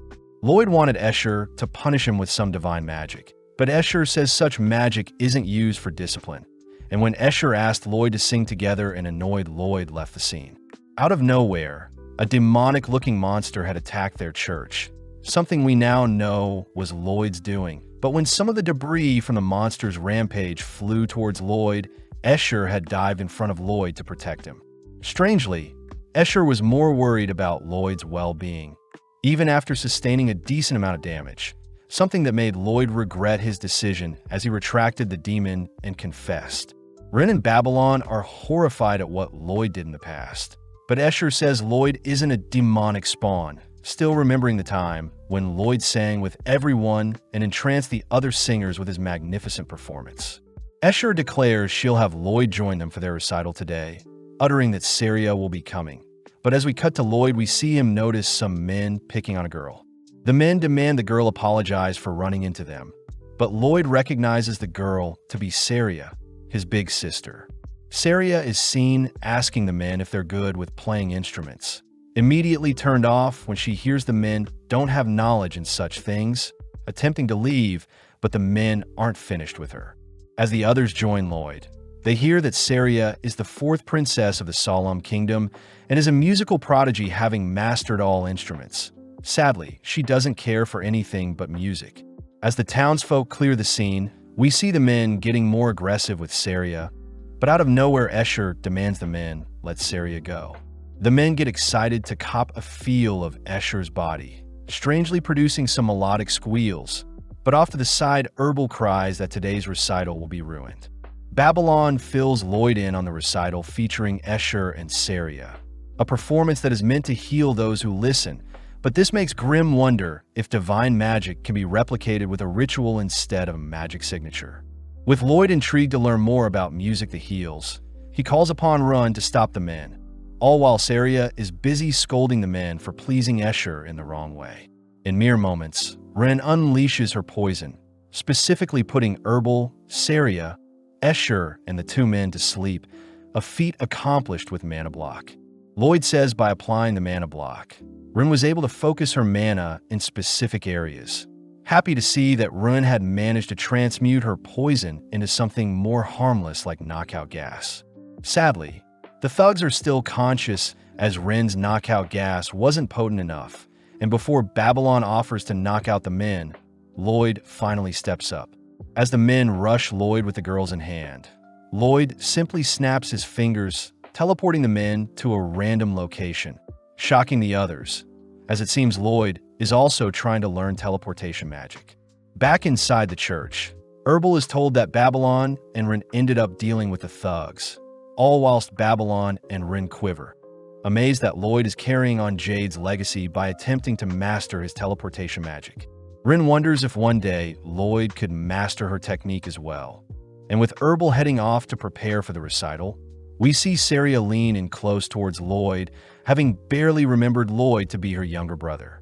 Escher says it is impressive that a music-obsessed fiend like Saria could still remember Lloyd's name, reminding Escher to invite Lloyd to sing alongside them. But Saria intervenes, declaring that Lloyd isn't ready and instead will watch their performance. With Saria asking Lloyd to pay close attention, Lloyd gets excited to learn more about divine sorcery, especially since it may be replicable with rituals, similar to rain dances. At that moment, both Lloyd and Babylon detect a strange presence, but in the blink of an eye, no traces of it are left behind. As the gang sit down to enjoy the show, we see Escher and Saria take center stage, and with a single note, Saria sets the tone of the recital. Instantly, Escher's voice and Saria's musical notes entrance the audience, a beautiful symphony of sounds that brings the onlookers into tears. Lloyd is amazed by the recital, taking the chance to draw his blade as he slices the magic around him only to analyze the mana signature to resemble a healing spell with a strange pattern.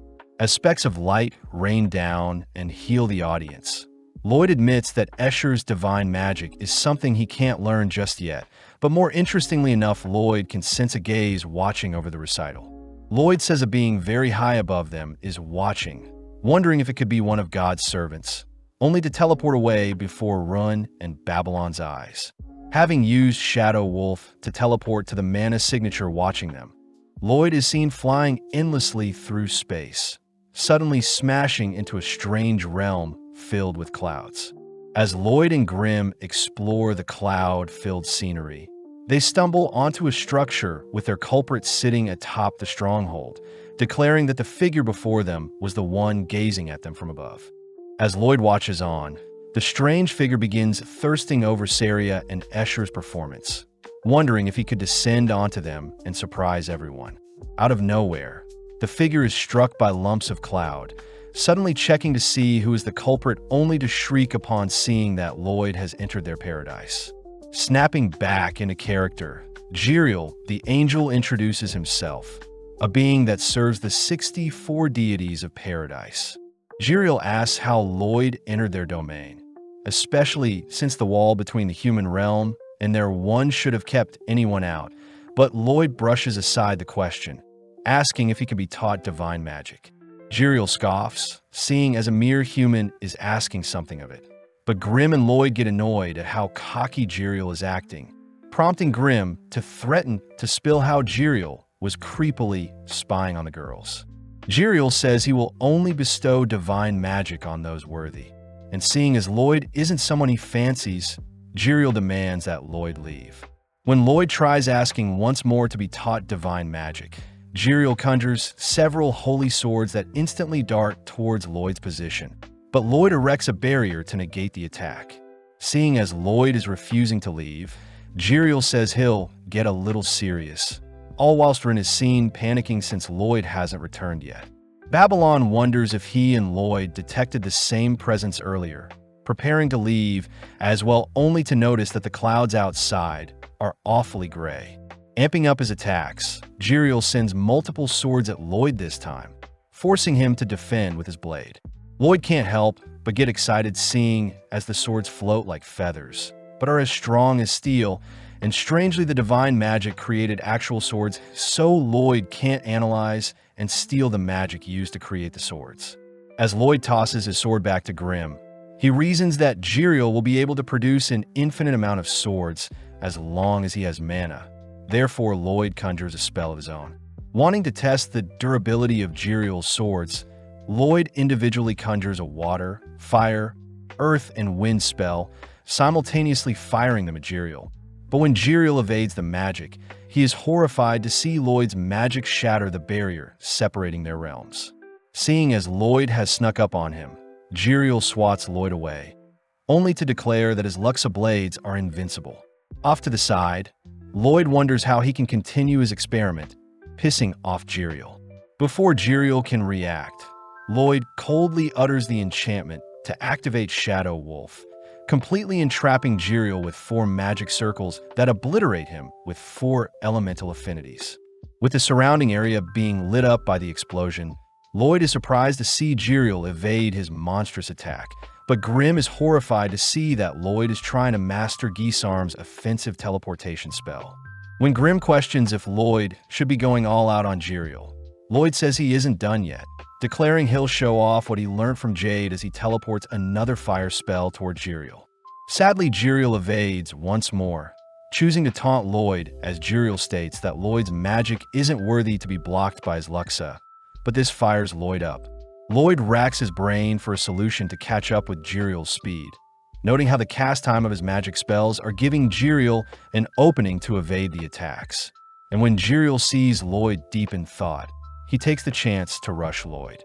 Lloyd declares he'll conjure the magic spell and teleport at the moment it fires, perfectly catching Jiriel off guard as he's forced to sacrifice multiple Luxas in order to prevent himself from being burnt to a crisp. Seeing as Jiriel still refuses to give up, Lloyd gets excited hearing that Jiriel's Luxa can infinitely regenerate and duplicate, prompting Lloyd to conjure 4 more elemental spells, but this time, the spells perfectly consume Jiriel. Jiriel cries that he was lying and that there is a finite amount of swords he can create, but having been decimated by Lloyd, Jiriel is seen collapse onto the clouds below with a see-through body. Grimm suspects that since Jiriel is made of mana, his body becomes more transparent the weaker he is, and before Jiriel can dissipate for good, Lloyd begins pumping mana into him to rejuvenate him.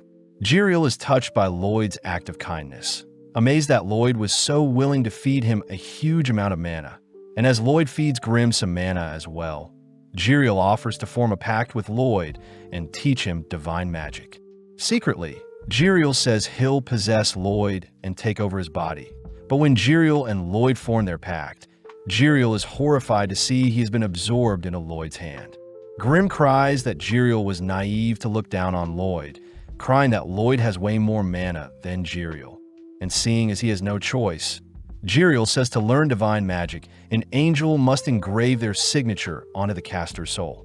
Although special use cases like singing are needed to use divine magic, Lloyd is the exception, seeing as Jiriel has formed a pact with him. And as Lloyd begins digging into the essence of divine magic itself, he declares that he's unlocked a new skill. Jiriel mocks Grimm, seeing he wasn't able to bestow anything useful on a Lloyd, but Grimm knows that with his new knowledge on divine magic, Lloyd will be capable of conquering both the netherworld and paradise. Lloyd does admit that he is quite sad to see he picked up divine magic so quickly, revealing that he loves to indulge and study the magic he wants to learn, but seeing as it's still a win overall, Lloyd asks how he can cast the Luxa spell Jiriel was using. With Jiriel asking Lloyd to picture a sword, Jiriel says he is quite impressed by how honest Lloyd's love for magic is, briefly reminding Jiriel of a person that impressed him in the past.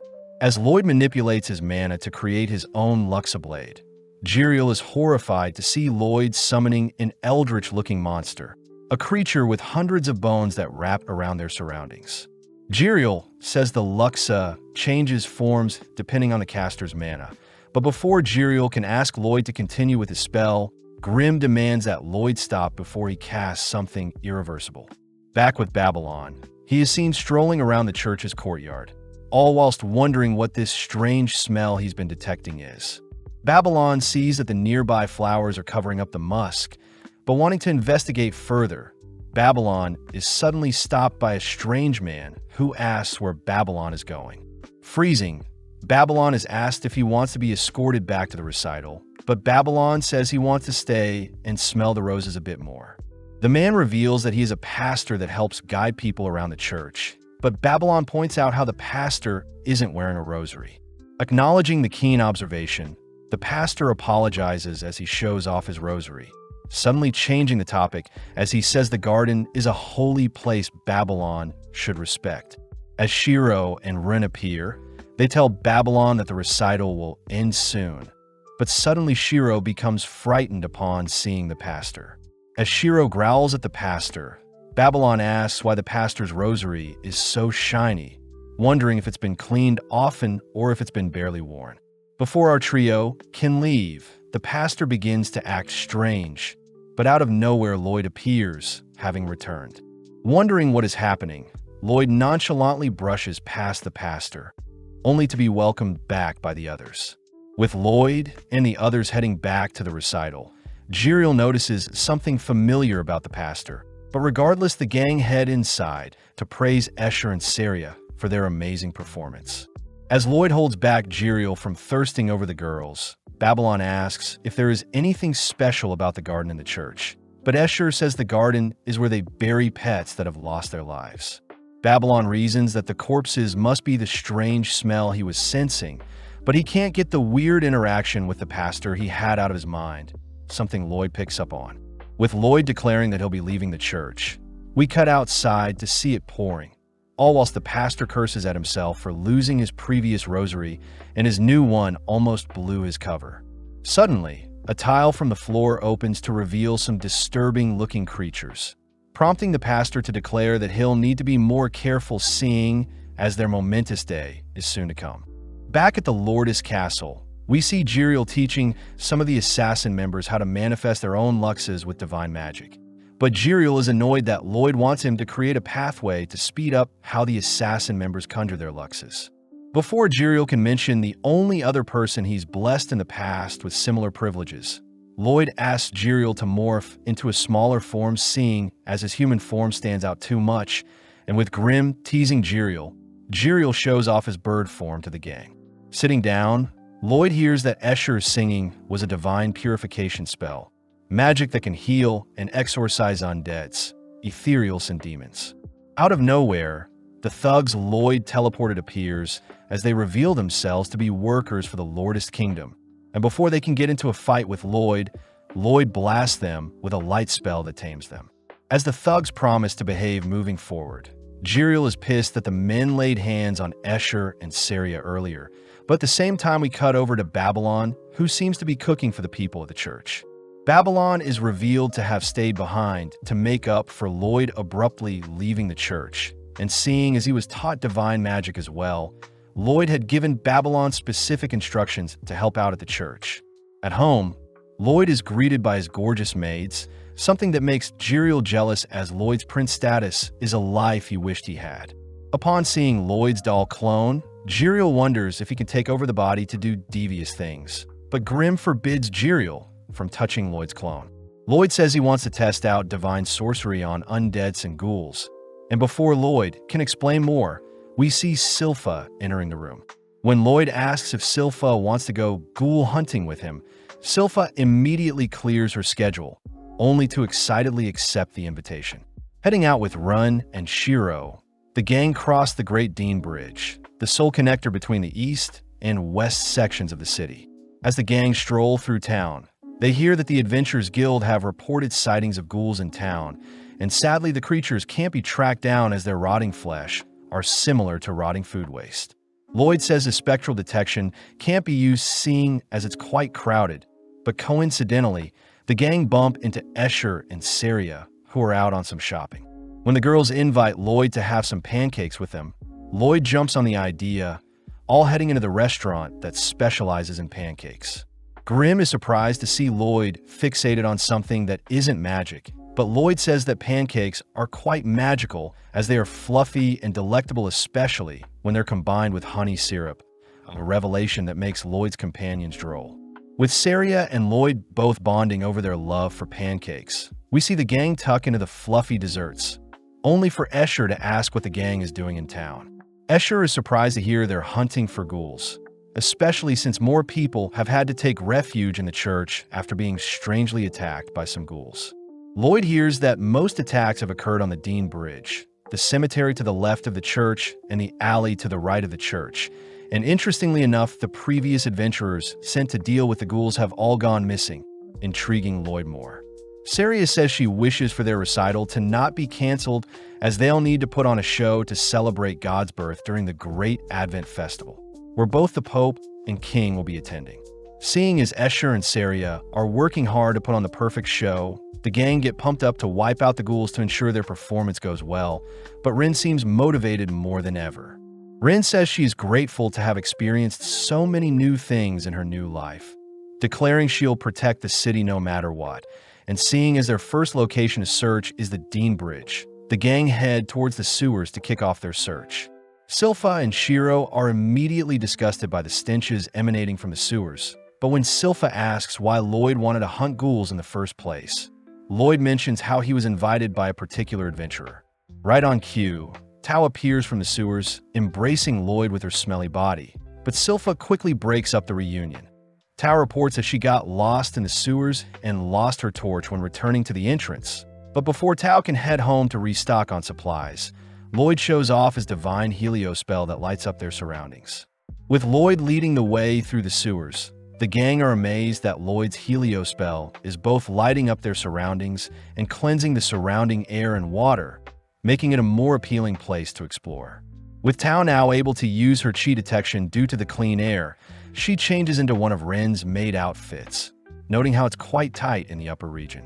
As the gang enter into a room filled with various paths, Lloyd employs Shiro to help sniff out the ghouls, and as Shiro fights their way through the disgusting stench filling the room, he eventually disappears into a particular pathway. Lloyd wonders if he can use his chi breathing to help scan the surrounding area. But before he can employ the technique, Tao stops him, demanding to know where Lloyd learned how to use chi. Seeing as he doesn't want to blow his cover, Lloyd asks Silpha to scare Tao away, only for Lloyd to ask if Silpha brought her Demonbane sword. Upon hearing that Silpha didn't, Lloyd hints that he has something else he wants Silpha to wield, but this makes Tao jealous. Tao says she wants to compete with Silpha to see who can slay more ghouls, and seeing as the winner will get a one-on-one date with Lloyd, both Ren and Silpha accept Tao's challenge. At that moment, Shiro reappears, having drawn the attention of hundreds of ghouls, pumping up the girls as they get ready to brawl. Lloyd chooses to equip the girls with specially crafted luxes to help with their challenge, asking them to go wild so he can see the capabilities of his divine magic. Kicking off their challenge, Tao decapitates 2 ghouls with her legs, only to slay another 2 by flinging their heads towards them. Before Tao can continue her streak, we see Silpha intercept her attacks, placing Tao to the side only to steal the kills for herself. As Tao and Silpha rush around the room, slaying ghouls, we see Silpha purposely marking Tao to ensure she doesn't get a lead. Silpha calls out Tao for not using the divine gauntlets Lloyd gave her, prompting both girls to brandish their attacks as they rack up 8 kills each. But Tao is impressed Silpha is so strong even without the use of chi, all while Silpha praises Tao for being able to damage her blade with one of her attacks. With Ren racking up 5 kills for herself, she reasons she should stand out by infusing her poison with her Luxa blade, a combination Lloyd hadn't considered yet. Sadly, when Ren tries attacking with the blade, it shatters since divine magic is quite delicate, showing Lloyd that divine magic shouldn't be tampered with. As Ren flees from an attacking ghoul, Lloyd crafts a variation of a Luxa with poison infused into it, this time allowing Ren to melt away the ghoul as the new Luxa is infused with poison sorcery that amplifies its damage. Grimm isn't surprised that Jiriel didn't know such a thing was possible, and now that Lloyd is free to experiment with divine magic, he equips Silpha with a floppy water blade that allows her to reach 23 kills. As both Ren and Tao racking up the same amount of kills, we see all 3 girls neck and neck as they rush towards the 2 remaining ghouls. But out of nowhere, a demonic-looking creature flings the girls aside. With Lloyd and the creature locking eyes, we cut back to the church where the suspicious priest is seen strangling Father Herbal, and before a weird-looking ghost can possess Herbal, we see Escher speechless upon seeing what is happening.